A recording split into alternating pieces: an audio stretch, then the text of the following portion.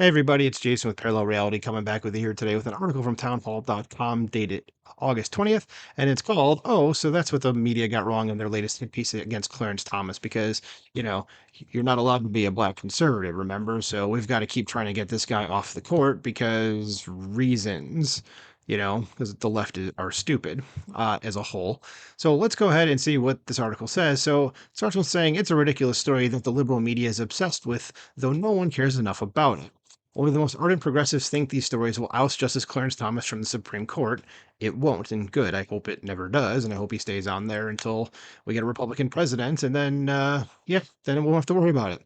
Says the narrative's core is that Clarence Thomas is an evil man going for vacation, or for going on vacation. Says, yes, a black man went on vacation. This is the scandal of the century. Yes, how dare he go on vacation? So since April, the left has been clamoring for impeachment hearings over these vacations of Thomas's uber wealthy friends, which another author out here named Leah wrote about last spring. And also, judges don't have to disclose gifts of personal friends, so this was a nothing burger out of the gate. And there was an embedded tweet from Greg Price, who I suggest you follow on Twitter. And he wrote, I read the latest high-tech lynching of Clarence Thomas for going on vacation with his rich friend. I also read the disclosure laws for judges linked in the story that says they don't have to report gifts from personal friends, and ProPublica mysteriously left that out of their story, because of course they did, because they are just shills for the establishment, and anything to make anybody that's not establishment look bad, that's what they're going to do.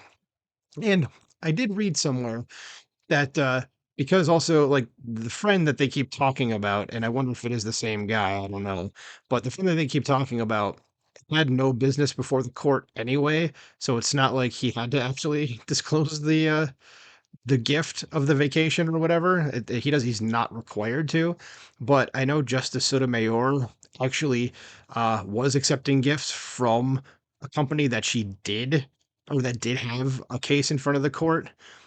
So why is nobody talking about that? I think we all know why. So let's go ahead and continue here. So there's a quote, it says, the left reported on a major scandal this week involving Clarence Thomas that conservatives are dismissing as just the latest high-tech lynching of the Supreme Court justice, which it probably is, but okay. It says, according to the left-leaning ProPublica, Thomas has vacationed for more than 2 decades with billionaire businessman Harlan Crow. Yeah, that's the guy I was thinking about before. That's flying on his private jet, traveling on his yacht, and staying at his various properties. Calling them gifts, ProPublica says the vacations are nowhere to be found in the justice's financial disclosures. In response, Crow said his hospitality to Thomas is no different than what he's shown to his other dear friends and noted that the justice's family never asked for any of it. Okay, I see no issue here. It says, but ProPublica decided to swing at Thomas again, hitting him with this nonsensical line that Supreme Court justices can't go on vacation with friends. Yes, because if you get nominated to be a Supreme Court justice, you have to stay in Washington D.C. or wherever your home is. You cannot leave D.C. or you have to stay there. You're never allowed to go anywhere else. So it said there's one problem, it's riddled with errors. Of course it is. Again, it's a left-leaning article, so naturally, of course it is. And at this point, I know I'm just shouting at the wind. It's like old man yelling at clouds. Is what do these people, these journalists, and I say that with as much disrespect as can possibly be imagined, and their editors, and even the publications stay in business? Why aren't people fired for stuff like this when it comes back where it's like, yeah, you missed a massive part of the whole thing here. Okay, it's like you built a straw man and it got knocked over, and like no one gets punished for it. Okay, says Thomas is said to have been gallivanting on his luxury yacht, but the sitting justice was never on it when it was taken to sea. Oh, whoops! He had a tour of the boat which never left the dock. The whole boat trip lasted half an hour. Yeah, what a trip! Says there were luxurious golf club invitations offered to Mr. Thomas, who doesn't play golf and rejected the invite. Things ProPublica admitted. Well, aren't you guys just a pile of dog crap?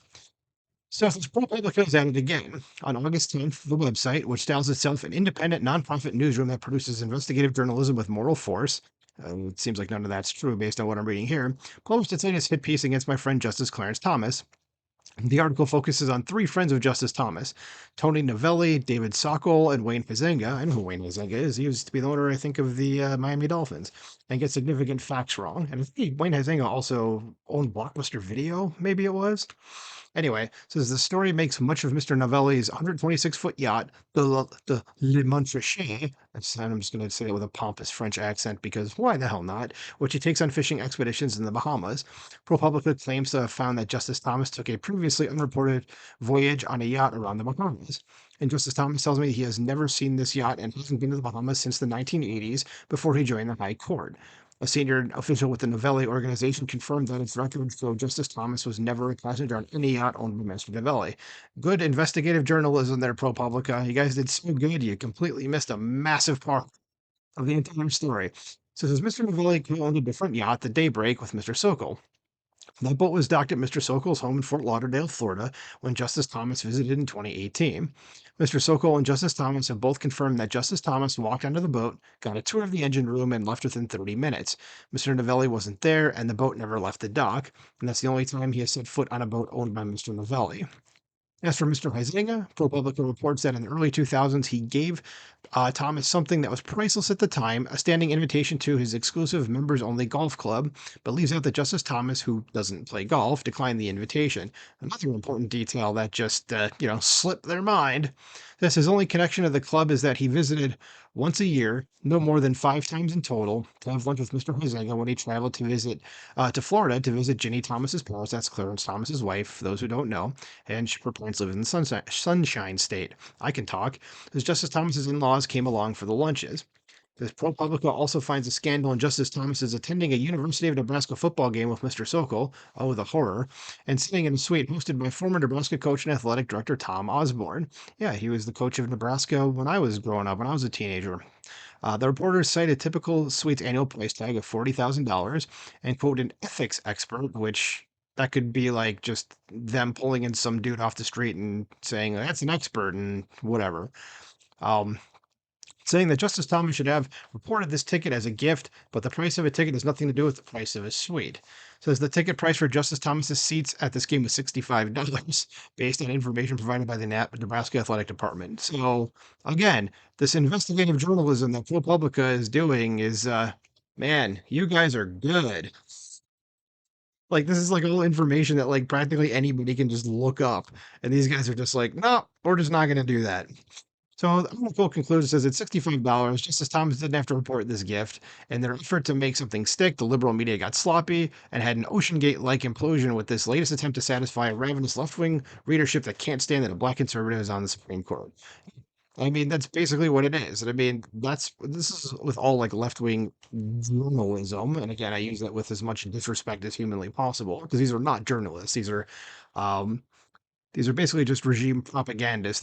They're what's it called? Man, I am blanking on a word. They're activists. That's what I'm thinking of. They're activists disguised as journalists, and they're going to try to just leave out any details or bend things to fit their narrative as much as they possibly can, because that's just what they do.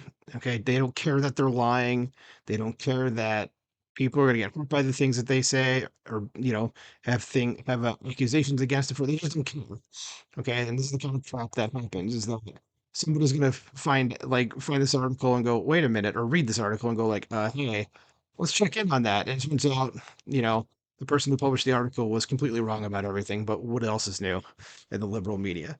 So let me know what you guys think about this below. Like, share, subscribe, and I'll talk to you soon. Bye.